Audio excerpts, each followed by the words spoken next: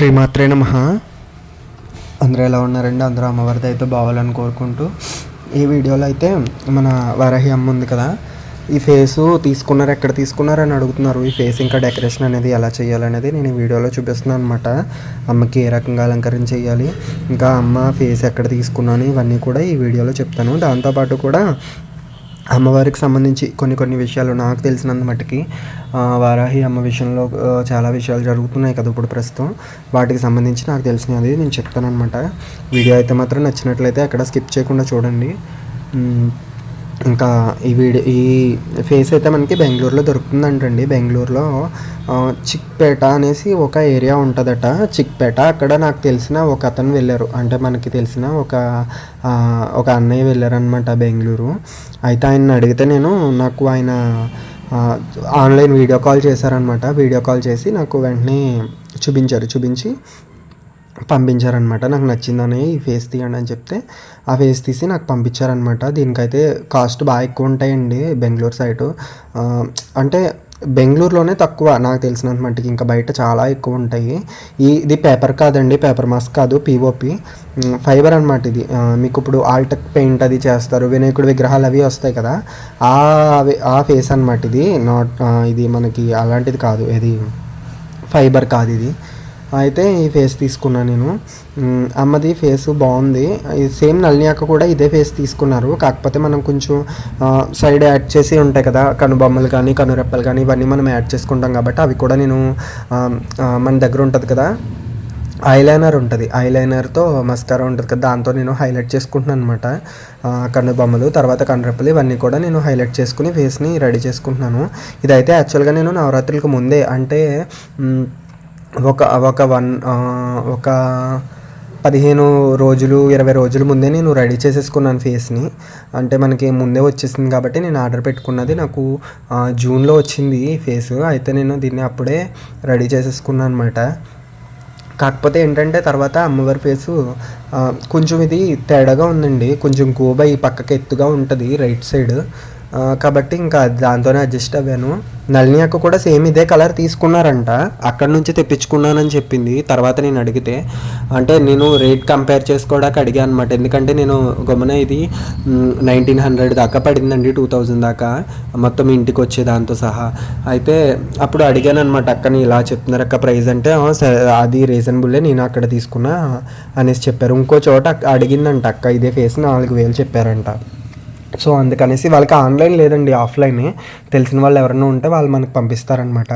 నేను అక్కడ తీసుకున్నాను అనమాట ఫేసు. ఇందులోనే గ్రీన్ కలర్ అయిపోయాయంట, లైట్ గ్రీన్ ఉంటుంది అమ్మవారిది, రాజశ్యామలాదేవి కలర్లో ఉంటుంది అమ్మ.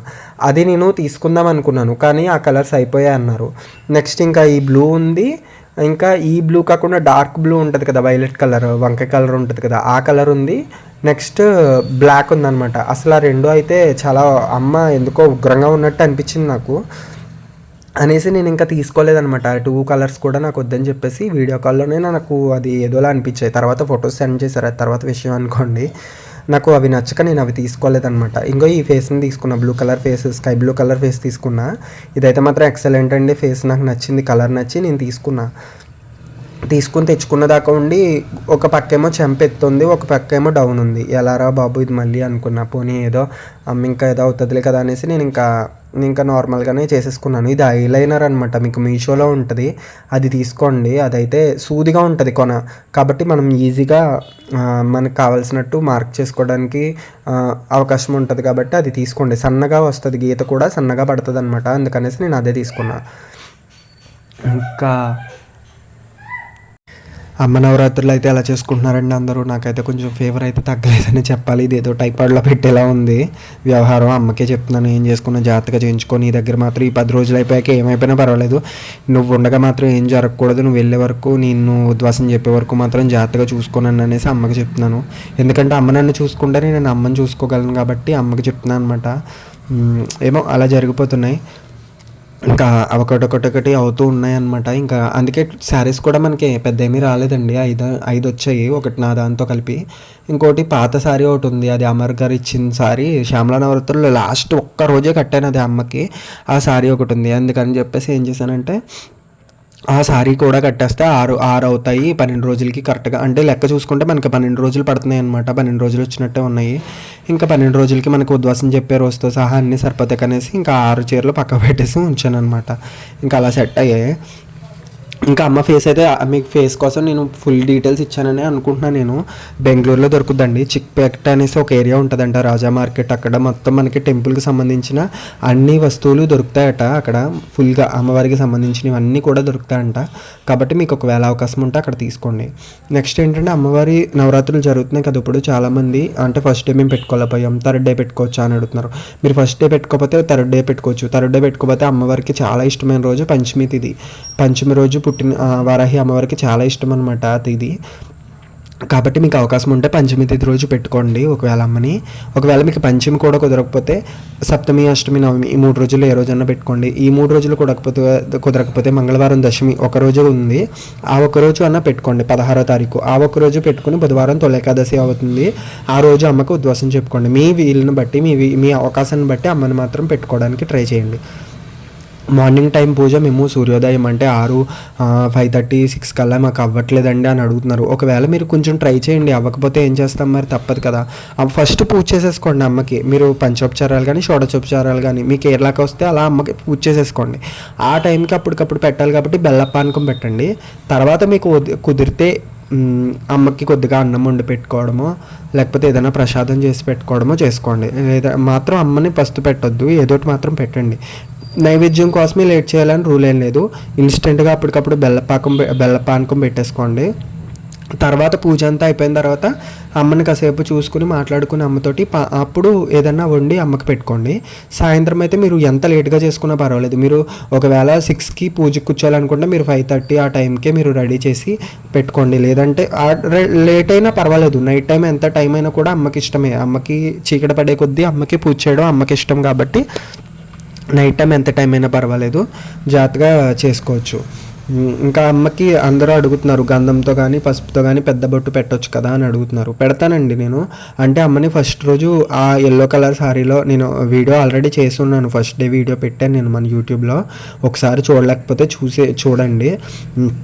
అమ్మ పసుపు రంగు చీర కట్టుకుని ఏదో బుట్ట కుర్చీలతో చాలా అందంగా ఉందన్నమాట. చాలామంది అంటున్నారు చిన్న పాప కూర్చున్నట్టు, ఏదో పట్టుపరికిని కట్టుకుని కూర్చున్నట్టు ఉంది అమ్మ అనేసి అంటున్నారు. కొంతమంది అయితేనేమో లేదు ఏదో పెళ్లి కూతురులా ఉంది అమ్మ అనేసి అంటున్నారు. నిజంగా చాలా బాగుందండి అమ్మ. నా దగ్గరికి ఫస్ట్ సంవత్సరం అయితే ఫోటో కూడా లేదు. దీపం చూసుకుని నేను అంటే 2022లో నేను దీపం పెట్టుకుని ఆ దీపానికి అమ్మవారికి పూజ చేసుకున్నాను అనమాట. నేను Navaratri first Varahi Navaratri. Last year అయితే అమ్మకి ఫోటో తెచ్చుకున్నాను నేను భయాలకి పోకుండా. ఎందుకంటే నాకు ఫస్ట్ ఇయర్కి ఫోటో తెచ్చుకోవడానికి ఛాన్స్ లేదు. అప్పటికప్పుడు విన్నాను, ఎందుకో చేయాలనిపించింది. అంటే నేను ఆ టైంలో ఒక కష్టంలో ఒక బాధలో ఉన్నాను, అది చెప్పుకునేది కాదు, అందుకని చెప్పట్లేదు. అది తీరాలమ్మా అనేసి చేశాను నేను. ఆ టైంలో కూడా చాలా కష్టాలండి. నవరాత్రులు చేసిన 10 రోజులు కూడా చాలా ఇబ్బందులు పడ్డాను నేను. అమ్మ నువ్వే ఉన్నావు అనుకుని చేశాను. చేసిన తర్వాత నాకు రిజల్ట్ కనపడింది. తర్వాత సంవత్సరానికి నేను ఎవరెన్ని చెప్పినా ఎవరెన్ని ప్రలోభాలు పెట్టినా నేను భయపడకుండా అమ్మ ఫోటో తెచ్చుకుని పెట్టుకుని అమ్మని లాస్ట్ ఇయర్ ఫోటోకి చేసుకున్నాను. ఈ సంవత్సరం ఇంకో 3వ సంవత్సరానికి మా ఇంట్లో చిన్నపిల్ల కాస్త పెరిగి 3వ సంవత్సరం పాప కింద వచ్చి కూర్చుందనమాట పట్టు పరికిని వేసుకుని. చాలా ఆనందంగా అనిపించిందండి నేను చూసుకుని. నా కళ్ళతో నిన్న నమ్మలపైన అమ్మ ఇంత అందంగా వచ్చి కూర్చుంటుందని నేనైతే అనుకోలేదు. ఎందుకంటే నాకు ఓ పక్క నుంచి హెల్త్ బాగాలేదు, ఓ పక్క నుంచి ఏమో ఆ హడావుడి ఇంకా దగ్గరకు వచ్చేసింది. మన దగ్గర సరిగ్గా ఏమీ లేవు, పువ్వులు కూడా లేవు, ఏంటా అని ఆలోచించుకుంటూ అమ్మ వచ్చి అలా కూర్చుని ఉందన్నమాట. ఇంకా నాకు వచ్చినట్టు నేను చేయగలిగినట్టు మాత్రం అలంకరణలు అయితే చేస్తూ ఉంటాను. ఇంకా మిగిలిందంతా ఆవిడదయ్యా, ఆవిడ ఇష్టం. ఎలా చేయించుకుంటుందో నాకు తెలియదు. ముందు కూడా ఎలా ఉంటుందో నా పరిస్థితి నాకే అర్థం అవట్లేదు. రోజుకి కూడా ఇదైపోతుంది. కాకపోతే ఏంటంటే అమ్మ మీద నమ్మకం, అమ్మే చూసుకుంటుందని ఒక ధైర్యం. నేను చేసుకుని కేర్ నేను తీసుకుంటున్నా, దాంతోపాటు తను కూడా నా మీద కేర్ తీసుకోమని చెప్తున్నా అంతే. ఇంకా అమ్మ చాలామంది అడుగుతుంది ఇంకో విషయం ఏంటంటే అమ్మ ఫోటో పెట్టుకోవచ్చా పెట్టుకోకూడదు అని అడుగుతున్నారండి. అది మీ పర్సనల్ ఇష్యూ, ఇంకా అది మీ ఇష్టం. ఇంకా మేము చెప్పేది ఏం లేదు. మీకు పెట్టుకోవాలి చేసుకోవాలి అని అంటే అమ్మని పెట్టుకుని చేసుకోండి, లేకపోతే లేదు. తెచ్చుకుని 10 రోజులు చేసుకున్న తర్వాత ఫోటో మళ్ళీ దాచుకుని ఏం ఉపయోగం ఉంటుందండి? దానివల్ల ఏం యూజ్ ఉండదు కదా. అది బీరువాలో ఉండడం కన్నా మీరు పూజ గదిలో పూజ రూమ్లో ఎక్కడన్నా పెట్టుకుని అమ్మకి పూజ చేసుకుంటే దానికి ఏదో వచ్చి ఫలితం వస్తుంది కదా. దానికన్నా మీరు బీరువాలో పెట్టుకోవడం వల్ల ఏం యూజ్ ఉండదు. విగ్రహాల జోలికి అయితే వెళ్ళొద్దనే చెప్తాను నేను. ఎందుకంటే దాన్ని సామాన్యులు అంటే నాలాగా సామాన్యంగా ఏమీ తెలియకుండా అమ్మ పిచ్చిలో పడిపోయి తెచ్చుకుని పెట్టుకున్న వాళ్ళు ఉంటారు కదా, వాళ్ళ కోసం చెప్తున్నాను నేను. అంటే తెలిసిన వాళ్ళు, శాస్త్రాలు చేసేవాళ్ళు, అన్నీ పూజలు చేసే వాళ్ళకి వాళ్ళకి తెలుస్తాయి. మనలా ఏమీ తెలియని కొంతమంది అమాయక భక్తులు ఉంటారు కదా, వాళ్ళ కోసం చెప్తున్నా. కాబట్టి ఆ విగ్రహాల జోలికి వెళ్ళొద్దండి. మనం అది మెయింటెనెన్స్ చేయలేము. ఆ శక్తిని మనం ఓన్ చేసుకోలేము. అది చాలా పవర్ ఎక్కువ ఉంటుంది దానికి. మనం ఆరగింపులు పెట్టడం కానివ్వండి, అభిషేకాలు చేయించడం కానివ్వండి, ఇవన్నీ కూడా చాలా ఎక్కువ ప్రాసెస్ ఉంటుంది అనమాట. విగ్రహాలు తెచ్చుకునే ముందు ఒకసారి ఆలోచించుకోండి. 1కి 10 సార్లు కాదు, 100 సార్లు ఆలోచించుకుని తెచ్చుకొని పెట్టుకోండి. ఇంకా ప్రసాదాల విషయానికి వస్తే అమ్మవారికి చిలకడ దుంపలు, బీట్రూట్ ఇలా ఉంటాయి కదా, క్యారెట్ అనేసి, ఇవన్నిటితో మీరు క్యారెట్ హల్వా కానీ బీట్రూట్తో ఏదన్నా స్వీట్ కానీ చేసి పెట్టుకోవచ్చు. లేదంటే ఇవన్నీ కలిపి ముక్కల కింద కోసేసి కదంబం అంటారు కదా, కదంబం టైప్లో అమ్మకి అన్నంతో చేసి పెట్టుకోవచ్చు మధ్యాహ్నం పూట. సాయంత్రం ఎప్పుడు అమ్మకి అన్నం పెట్టకూడదండి. మెతుకు అనేది సాయంత్రం పూట ఎప్పుడు పెట్టకూడదు, మధ్యాహ్నం పూట పెట్టుకోవాలి. సాయంత్రం దానిమ్మ గింజలు పెట్టుకోండి. దానిమ్మ గింజలు కానివ్వండి, ఎర్ర అరటిపళ్ళు దొరుకుతాయి మనకి బయట, అవి కానివ్వండి. లేదంటే ఇంకా మీకు ఇష్టం బెల్లపానకం మస్ట్ అండి. బెల్లపానకం కోసం ఒక్కదానికోసమే చెప్తున్నా, అది మాత్రం ఖచ్చితంగా పెట్టుకోండి. ఆ పైపెచ్చు మీకు ఇంకా ఏ అవకాశం ఉంటే, ఎన్ని అవకాశం ఉంటే అన్నీ పెట్టుకోండి. ఇంకా మోతీచూర్ లడ్డు అంటారు, ఎర్రగా ఉంటుంది, అది కుదిరితే కనుక తెచ్చిపెట్టుకోండి. ఎందుకంటే వారాహి అమ్మవారికి లడ్డూలు కూడా చాలా ఇష్టము. తిరుపతిలో వరాహస్వామికే ఫస్ట్ లడ్డూలు ఇష్టం అనమాట. శ్రీనివాసుడికి కాదు, వెంకటేశ్వర స్వామికి కాదు ఇష్టము. ఫస్ట్ లడ్డూలు ఇష్టపడింది వరాహస్వామి. తిరుపతి కొండ మీద కూడా ఉన్నది వరాహస్వామి కదా, ఆయనకే లడ్డూలు ఇష్టము. ఒకసారి వెంకటేశ్వర స్వామి పద్మావతి అమ్మవారి తులాభారం తర్వాత లడ్డూ రుచి చూసి చాలా బాగుంటాయి. అప్పుడు వెంకటేశ్వర స్వామికి వరాహస్వామి చెప్తారట, నువ్వు కలియుగాంతం వరకు వీటిని ప్రసాదంగా అంటే నైవేద్యంగా డైలీ తిందు కానీ, ప్రతిరోజు ఆరగిద్దు కానీ శ్రీనివాస అనేసి చెప్పారంట ఆయన.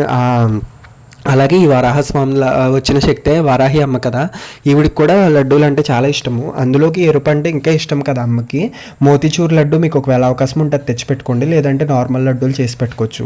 మీరు ఇంట్లోనే మీకు వచ్చి కుదిరితే చేసుకోగలిగితే రవ్వ లడ్డూలు చేసి పెట్టుకోవచ్చు, సున్నుండలు చేసి పెట్టుకోవచ్చు. అమ్మకి ఏదైనా సరే మీ చేతితో చేసి పెట్టుకోవడానికి ట్రై చేయండి. వాటిని మీరు తినాలి, తినకుండా మాత్రం బయట పంచిపెట్టండి, వద్దని చెప్పను. కాకపోతే మీరు కూడా కొంచెమైనా ప్రసాదం కింద తీసుకుంటే దాంట్లో ఉన్న పాజిటివ్ అనేది మనకి చేరాలి కదా. అమ్మ ప్రసాదం, అమ్మ యొక్క అనుగ్రహం ఆ ప్రసాద రూపంలోనే మనకు వస్తుంది కాబట్టి అది మన బాడీలోకి వెళ్తుంది. నెక్స్ట్ అమ్మని మారేడు పత్రితో పూజ చేసుకోవచ్చండి, తులసి పత్రితో కూడా పూజ చేసుకోవచ్చు. అమ్మకి అటువంటి లెక్క ఏమీ లేదు. మారేడు, తులసి రెండింటితో కూడా మీరు అమ్మకి అష్టోత్తరాలు అది చేసుకోవచ్చు. కుంకుమ పూజ చేసినప్పుడు కుంకుమతో కానీ పసుపుతో కానీ అమ్మకి అష్టోత్తరం చేసుకోండి. ఇంకా లాస్ట్ రోజు మాత్రం అమ్మకి శాకాంబరి అలంకరణ మీకు చేసే అవకాశం ఉంటే చేసుకోండి, అది మీ ఇష్టం. ఇంకా కాయగూరలతో అమ్మకి అందంగా అలంకరణ చేయొచ్చు. లేదంటే కనుక నార్మల్గా అమ్మకి ఎక్కువ ఆరగింపులు పెట్టుకోండి ఆ రోజు. అమ్మకి ఇంకా మినపగారెలు కూడా ఇష్టమే అనమాట వారాహి అమ్మకి, మినపగారెలు కూడా పెట్టుకోవచ్చు. ఇంకా మన అవకాశాన్ని బట్టి మనకు వచ్చిన వంటలు ఏదైనా సరే, మనం తినేది ఏదైనా సరే ముందే అమ్మకి అదే చెప్పండి, అమ్మ నేను తినేదే నీకు పెడతాను, నేను మా ఇంట్లో మనిషిలో చూసుకుంటానని చెప్పి పెట్టి చూసుకోండి. అమ్మ ఖచ్చితంగా కనికరంతో చూసుకుంటారనమాట మనల్ని. ఇంకేంటంటే ఈ వరాహి అమ్మవారి కోసం చాలామంది అడిగేది ఏంటంటే అమ్మ ఆవిర్భావం ఏంటని అడుగుతున్నారు. ఈవిడ సప్తమాతృకుల్లో ఒకరు. సప్తమాతృకులు ఎలా వచ్చారంటే రక్తబీజుడి సంహారం కోసం చండికాదేవి అమ్మవారు, చాముండేశ్వరి అమ్మవారి యొక్క వీపు నుంచి వారాహిదేవి ఉద్భవిస్తుంది అనమాట. సప్తమాతృకులు అందరూ అమ్మవారి జగన్మాత యొక్క దేహం నుంచి వస్తారనమాట. అందులోనే ఈ వారాహి అమ్మవారు చండిక యొక్క వీపు నుండి వస్తుంది కాబట్టి వీడు ప్రధానంగా శత్రు సంహారమూర్తి కింద చెప్తారు ఒక కథ ప్రకారం అయితేనేంటంటే హిరణ్యాక్షుడు ఉంటాడు కదా, హిరణ్యాక్షుడు వారాహి అమ్మవారికి తపస్సు చేసి అమ్మవారిని కొలిచి అమ్మవారి దగ్గర వరాలు పొందుతాడనమాట. అప్పటి నుంచే వారాహి అమ్మవారు ఉంది. అది ఒక కథ కనపడుతుంది. ఇంకో కథ ఏంటంటే లలితమ్మ ఉంది కదా మనకి, ఈ కథ ఎక్కువ అందరికీ తెలుసు. లలితమ్మ భండాసురుని సంహరించడానికి వెళ్ళినప్పుడు ఆవిడ బుద్ధిశక్తి నుండి శ్యామలాదేవిని పుట్టిస్తే ఆవిడ యొక్క నేను అనే ఒక అహం అంటారో దాన్ని ఏదో అంటారు, అహంకారం అనేసి సంథింగ్ ఏదో అంటారు, ఆ కోపం నుంచి అమ్మవారి యొక్క క్రోధం నుంచి లలితమ్మ యొక్క క్రోధం నుంచి వారాహి అమ్మవారు పుట్టారనమాట.